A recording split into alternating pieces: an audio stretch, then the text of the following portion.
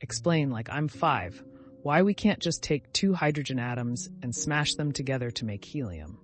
I don't know how I got onto this, but I was just Googling stuff, and I was wondering why we are running out of helium.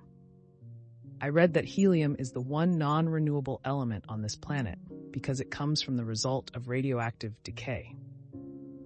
But from my memory and the D I got in high school chemistry, helium is number 2 on the periodic table of elements, and hydrogen is number 1. So why can't we just take a lot of hydrogen, do some chemical reactions, and turn it into helium? I know it's not that simple, I just don't understand why it wouldn't work. Edit. I get it, it's nuclear fusion, which is physics, not chemistry. My grades were so bad in chemistry that I didn't take physics.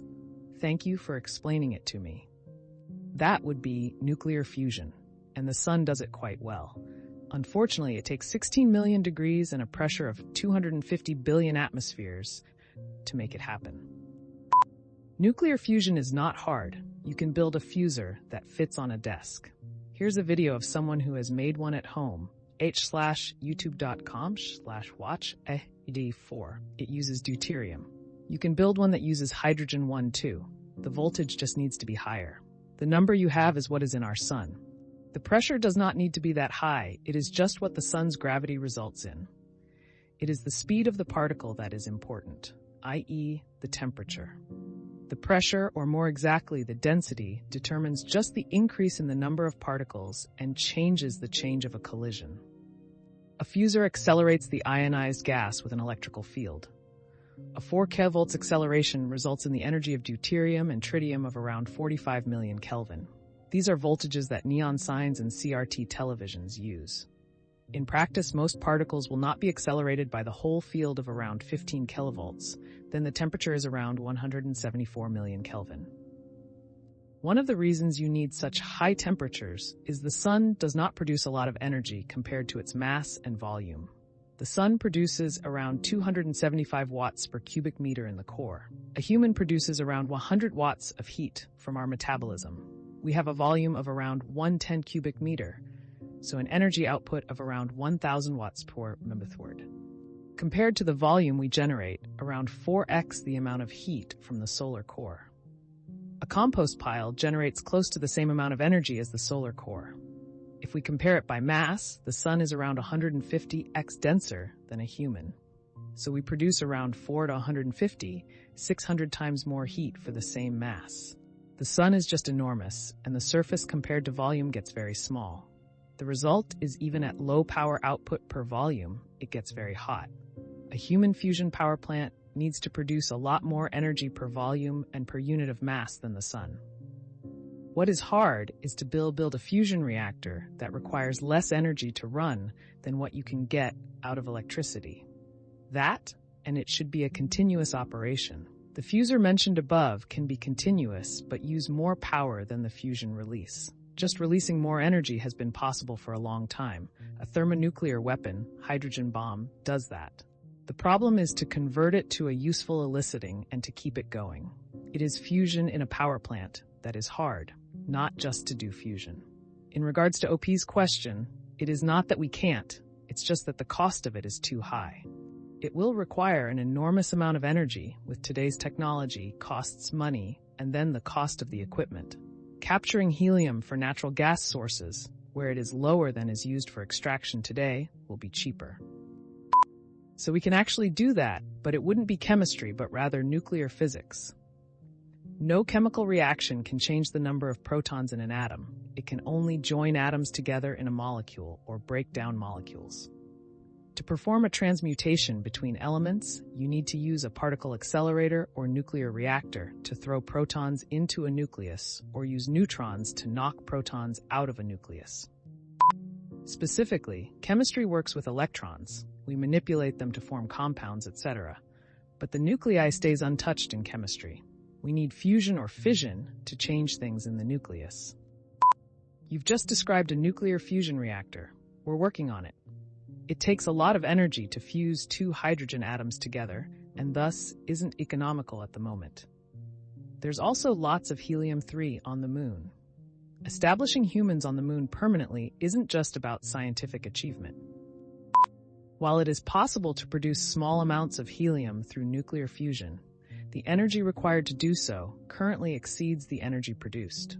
Therefore, artificial production of helium is not economically viable at this time. This is definitely interesting. The concept of nuclear fusion and the challenges of replicating the sun's process is mind-boggling. Wow, I had no idea that nuclear fusion could be accomplished on a smaller scale, like building a fusor that fits on a desk. It's amazing to think that someone has actually built one at home.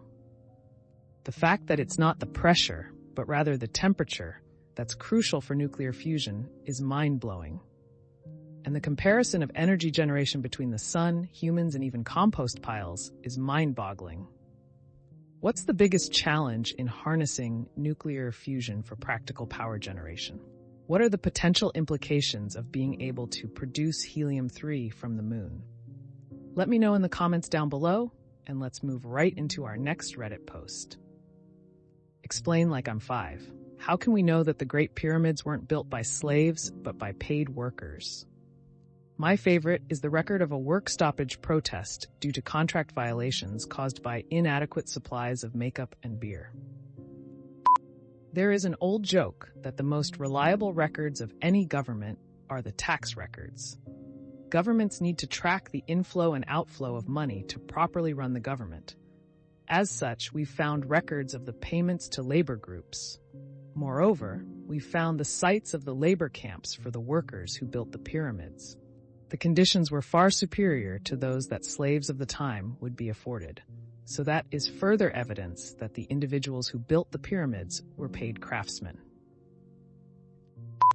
First and foremost, by slave, most Western people envision chattel slavery, like when you own a person as an object and can do whatever you want with them. That's definitely not what was going on in Egypt at all.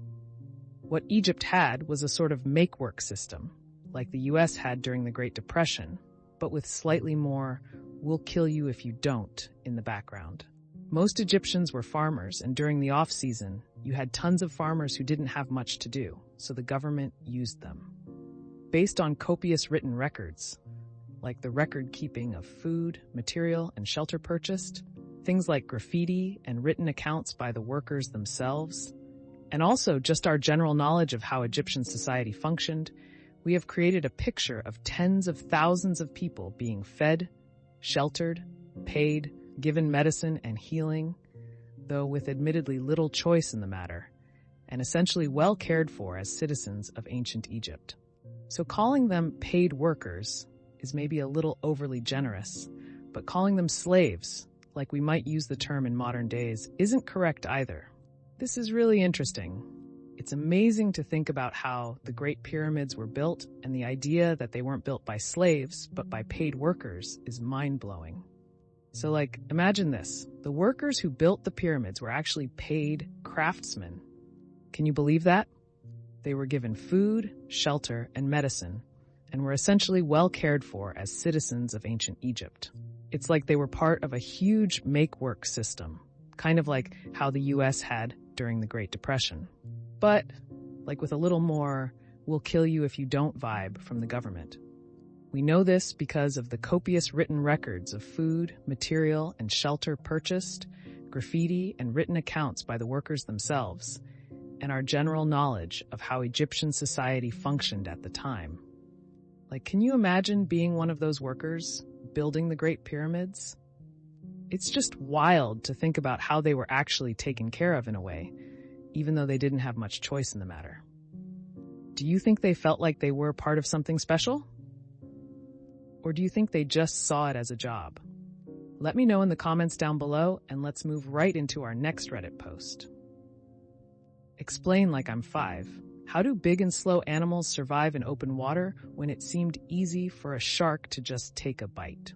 When I would be a shark and came across a whale, no matter its size, I would bite off its fins and start eating. Same with a big ray.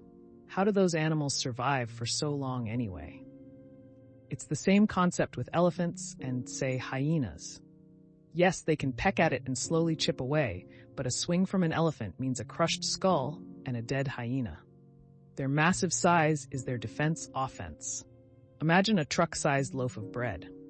Yes, you can poke at it and slowly eat it, but if someone throws the entire truck-sized loaf at you, you'd seriously get injured just from the weight alone. Do you think whales are harmless just because they don't have fangs, horns, or claws? So do you. If a bloodlusted toddler came to you and tried to eat your leg, you could easily smack the life out of him.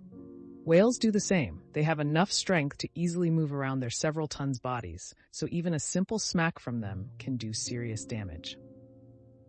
I mean, look at this video of an orca launching a seal in the air.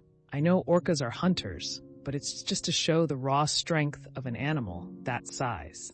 Whales are even bigger and stronger. It's hard to just take a bite. Imagine trying to bite a wall. Pretty hard to get your teeth on it, right? Well, the same thing goes for big whales. OP said he could do it to any whale, no matter the size, when he was a shark. This is an interesting and informative discussion about how big and slow animals survive in open water despite the threat of predators like sharks. It's fascinating to learn about the different defense mechanisms and strengths that these animals possess. Wow, I never really thought about it that way.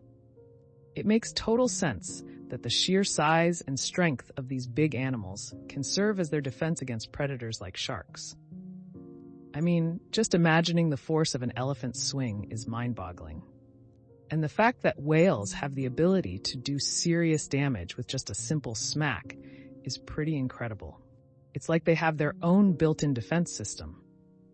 So, what other unique ways do large marine animals use to protect themselves from predators? Have there been any surprising encounters between big animals and predators in the wild that really showcase their defensive capabilities? Well, that's another episode of Explain Like I'm 5 in the books. I really appreciate all of you who made it this far into the video. Of course, if you enjoyed this video, it would really help the channel out a lot if you gave the video a thumbs up, subscribe, or leave a comment down below. I hope that you enjoyed it, and I'll see you next time.